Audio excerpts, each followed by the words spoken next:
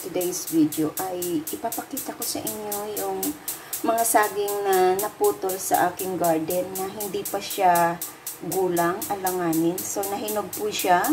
So, ito ay gagawin ko pong suka. So, samahan niyo po ako at ito na po ang aking nahiwa na saging. Maliliit lang siya pero kahit pa paano ay magkakaan tayo. Gagawa tayo ng suka.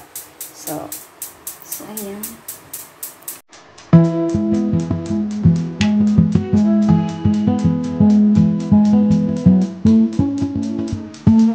Pina-override siya para mas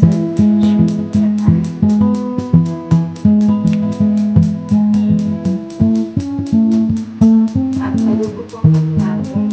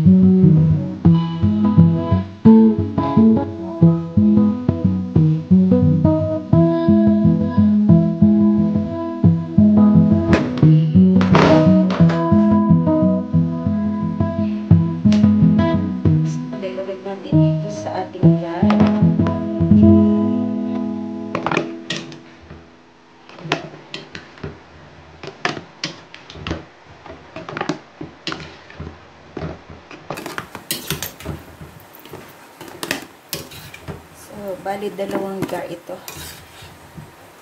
May mga buto yung iba, may mga buto ang iba, wala naman. So, okay lang yan. Hindi naman ko.